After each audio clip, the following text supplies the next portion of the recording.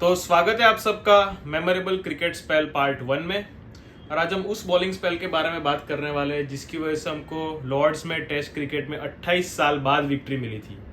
जी हाँ, ईशांत शर्मा के वो 7 विकेट्स फॉर 74 रन उस स्पेल के बारे में बात करने वाले हैं। तो बात 2014 की है। इंडिया और इंग्लैंड के बीच में सीरीज चल रही थी और पहली मैच ड्रॉ गई थी और फिर ये दूसरी मैच लॉर्ड्स पे थी, ठीक है, जिसमें इंडिया की पहले बैटिंग आई थी। यानी कि इवेंचुअली 4th इनिंग में इंग्लैंड को टारगेट चेस करने के लिए मिलता, हम जो भी बनाते वो, ठीक है। और दोनों ही डिपार्टमेंट में इंडिया बहुत अच्छा खेला था उस मैच में। अजिंक्य रहाणे ने सेंचुरी बनाई थी। फिर इंडिया की जब पहले इनिंग में बॉलिंग आई तब भुवनेश्वर ने 6 विकेट लिए थे।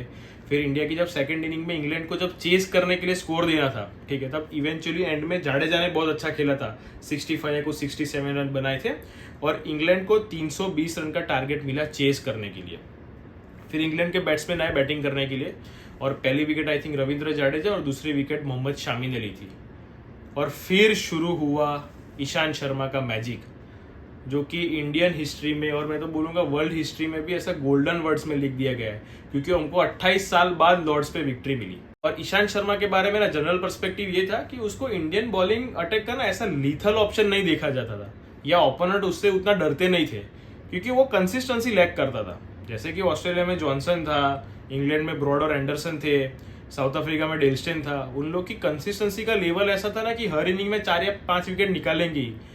बैट्समैन को डर रहता था कि ये 6 में से 5 बॉल सटीक गिराएगा। तो वो कंसिस्टेंसी थोड़ा ईशांत शर्मा लैक करता था, उसकी वजह से खौफ नहीं रहता था ओपोनेंट में।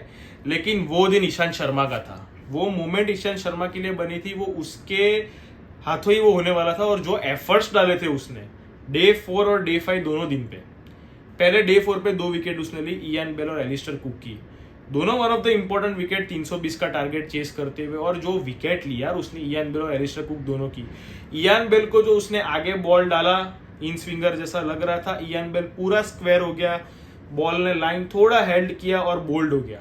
और विकेट गिरने के बाद इयान बेल का चेहरा देखने लायक था, वो ऐसा क्लूलेस हो गया कि ये क्या हो गया मेरे साथ। फिर दूसरी विकेट उसने ली एलिस्टर कुक की। मतलब Alastair Cook later part of his career में जो उसको प्रॉब्लम हो रहा था, राउंड ऑफ द विकेट आके कोई बॉलर डालता था जो कि इन स्विंग जैसा लगे लेकिन थोड़ा बाहर जाए तो वो नहीं खेल पाता था उसको ठीक से, और वही हुआ। इन स्विंग जैसा लगा लेकिन बॉल गिरने के बाद थोड़ा बाहर गया, आउटसाइड एज लिया और धोनी ने कैच पकड़ा और दूसरी विकेट मिली ईशांत शर्मा को। और डे 4 के एंड पे इंग्लैंड का स्कोर कुछ 110 रन पे 4 विकेट था, 320 का टारगेट चेस करते हुए। मैं बोलूंगा इंडिया के परडे में था थोड़ा मैच डे 5 आने से पहले, क्योंकि तुम्हारे 4 विकेट गिर गए हैं, यानी कि अभी तुमको 1 या 2 ही विकेट लेने, फिर टैलेंडर्स आ जाएंगे इंग्लैंड के बैटिंग करने के लिए। लेकिन फिर आया डे 5 पे इंग्लैंड की ओर से फाइट बैक। जो रूट और मोइन अली दोनों ने मिलकर 50+ रन की पार्टनरशिप की। जो रूट बीइंग जो रूट, मतलब जब खेलता है तब देखने में इतना मजा आता है, एकदम क्लासी बैट्समैन। और आगे के सारे बॉल को ध्यान से खेला उसने, जहां चौका मारा, जहां छोड़ना था वहां छोड़ दिया। मोइन अली ने भी उसका बहुत अच्छे तरीके से कॉम्प्लीमेंट करके साथ दिया। और एक बार के लिए सबको थोड़ा डर या डाउट आ गया था कि क्या इंग्लैंड ये टारगेट चेस कर लेगा। लेकिन फिर शुरू हुई वो बाउंसर की कहानी, ठीक है। बाद में प्रेस कॉन्फ्रेंस में पता चला कि धोनी ने एडवाइस किया था ईशांत शर्मा को भी बाउंसर डाल के देख, वैसे भी बॉल पुराना है, आगे डाल के कुछ हो नहीं रहा है, एक आधा बाउंसर डाल के देख, क्या पता विकेट मिल जाए। और वही हुआ। लंच का जो आखिरी बॉल था वहां पे ईशांत शर्मा ने मोइन अली को बाउंसर डाला, एकदम सटीक बाउंसर गिरा और मोइन अली ने देखा भी नहीं बॉल को, ऐसे छोड़ दिया जहां पे उसके ग्लव्स पे लग के कैच गया शॉर्ट फाइन लेग पे और मोइन अली आउट। बस फिर वहां से शुरू हुई वो बाउंसर की कहानी और इंडिया की लॉर्ड्स पे वो जीत की कहानी का अंत हुआ, ठीक है। वहां से ईशांत शर्मा और धोनी को तोड़ मिल गया कि कैसे इंग्लैंड के बैट्समैन को भी आउट करना है। टी सेशन शुरू होते ही ईशांत शर्मा ने एक छोर से पेवेलियन एंड से डालता ही रहा और उससे बाउंसरे चालू ही रखे और एक के बाद एक सबकी विकेट गिर गई। मैट प्रायर, बेन स्टोक्स, जो रूट और फिर स्टुअर्ट ब्रॉड, ठीक है। और उस दिन ईशांत शर्मा ने जो एफर्ट्स डाले दिख रहा था, मतलब वो इनशर्ट किए बिना उसका टी शर्ट वो भाग रहा था, एकदम मूड में आके जो डाल रहा था और जो उसने बॉलिंग की उस दिन, ठीक है। और ना एकदम साइकोलॉजिकल थिंग हो गई थी, ठीक है। जिसने ध्यान से मैच देखी हो ना, तो सारे बाउंसर एकदम सटीक भी नहीं गिरे थे। जैसे कि वो जो रूट वाला बाउंसर, वो तो बाउंसर था भी नहीं, शॉर्ट पिच बॉल था, लेकिन ये साइकोलॉजिकल थिंग हो गई थी। मैट प्रायर ने भी आके वो बाउंसरों को मारना चालू कर दिया था, ठीक है। लेकिन वहां पे प्लान अभी अपना क्लियर था कि अभी टारगेट से वो लोग अभी भी 150-160 रन दूर है 2-3 चौके मारने तो कोई बात नहीं, उनको थोड़ा उनके ईगो के साथ खेलते, उनके इंटेंट के साथ खेलते। वो लोग ईगो दिखा रहे ना, वो लोग इंटेंट दिखा रहे ना, हम फिर भी बाउंसर डाल के उनकी विकेट निकालेंगे। और वही हुआ। मैट प्रायर ने जो विकेट गिरी वो उस लेवल का बॉल नहीं था जहां पे तुम आराम से चौका मार पाओ पुल शॉट पे, उसने वो कैच दे दिया। फिर बेन स्टोक्स आउट हुआ। बेन स्टोक्स आई थिंक पहली और दूसरी इनिंग दोनों पे 0 पे आउट हो गया था।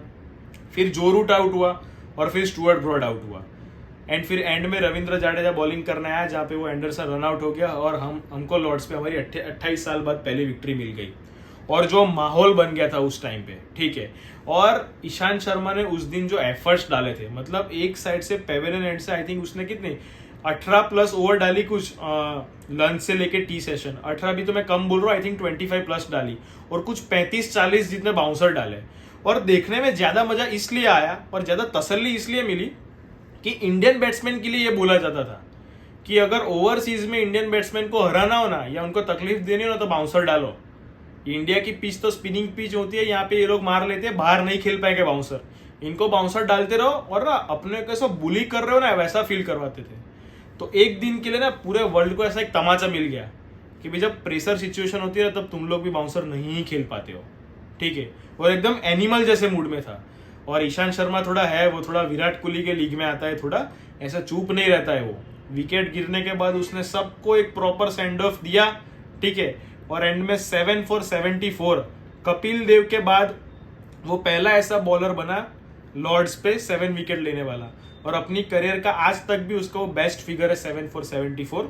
और 28 साल बाद हमको लॉर्ड्स पे हमारी पहली टेस्ट विक्ट्री मिली, ठीक है। तो मैं सारे क्रिकेटिंग फैंस की ओर से और इंडिया के क्रिकेटिंग फैंस की ओर से ईशांत शर्मा का तहे दिल से शुक्रिया करना चाहता हूँ वो स्पेल के लिए।